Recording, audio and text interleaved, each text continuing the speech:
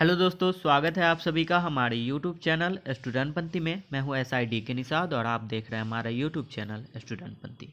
तो BPSSC board के द्वारा बिहार दरोगा मेंस और इन्फोर्समेंट दरोगा प्रीलिम्स दोनों का रिजल्ट घोषित कर दिया गया है, जो कि बहुत सारे पेपर में दे दिया गया है।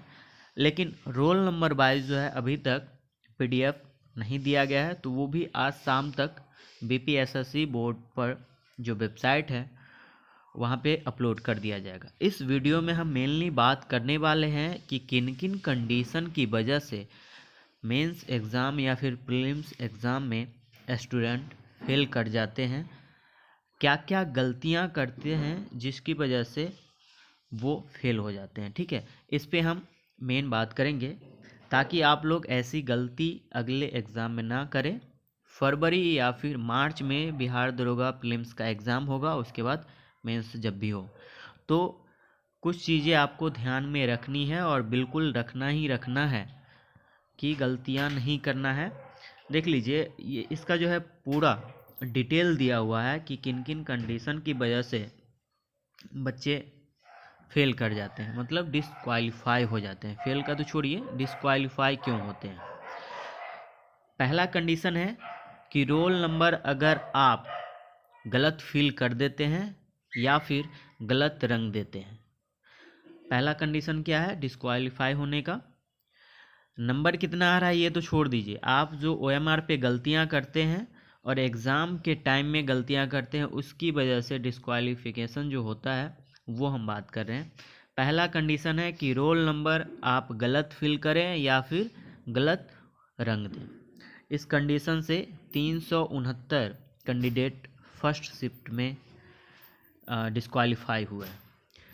रॉन्ग QB नंबर, अगर आप क्वेश्चन बुकलेट नंबर गलती फिल करते हैं तो भी आप डिस्क्वालीफाई हो जाते हैं, जो कि है 289 स्टूडेंट ऐसे फेल किए हैं इस बार। ठीक है।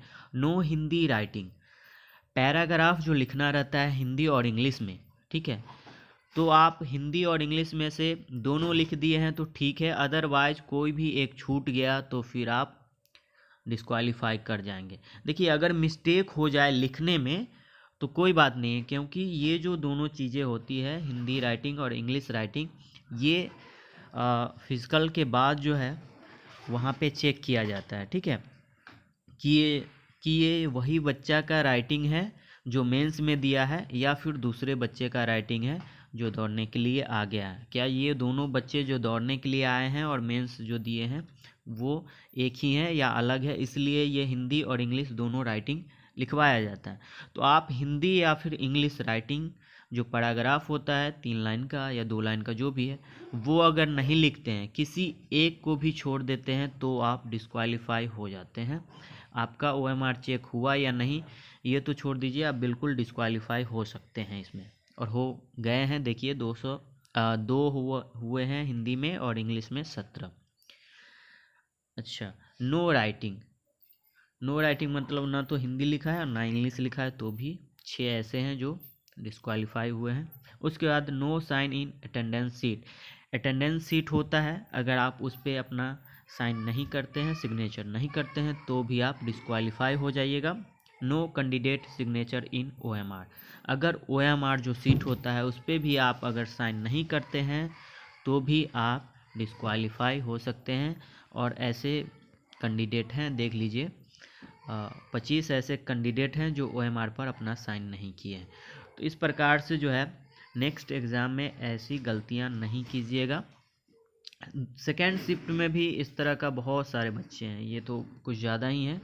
फर्स्ट शिफ्ट में 713 और सेकेंड शिफ्ट में रॉन्ग रोल नंबर भर दिए हैं 446, डिस्क्वालीफाई हो गए हैं। रॉन्ग क्वेश्चन बुकलेट नंबर 293, ये भी डिस्क्वालीफाई हो गए हैं।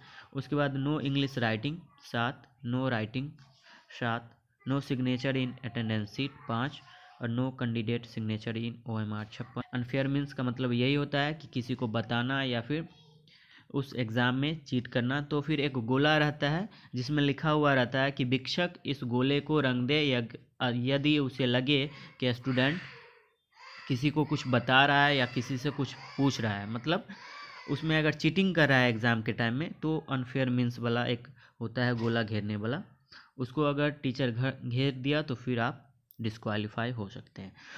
उसके बाद है viral question booklet on social media.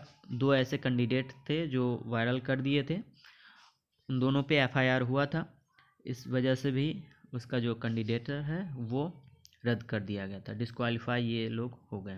तो इस प्रकार से जो है आप प्रीलिम्स और बिहार दरोगा मेंस जब आगे एग्ज़ाम होगा उसमें ये सब गलतियां बिल्कुल भी ना करें। भले 2-4 क्वेश्चन आप कम बनाए, लेकिन इन सारी चीज़ों पे गौर से हर एक चीज़ को अच्छे से भर लीजिए। फिर से बता रहा हूँ, 2-4 क्वेश्चन भले ही कम बन जाए लेकिन इस चीज़ को आप ज़रूर कर लें। तो इस प्रकार से मैंने बता दिया है कि बिहार दरोगा एग्ज़ाम की अगर आप तैयारी करते हैं और एग्ज़ाम देने वाले हैं तो इन सारी गलतियों से बचे।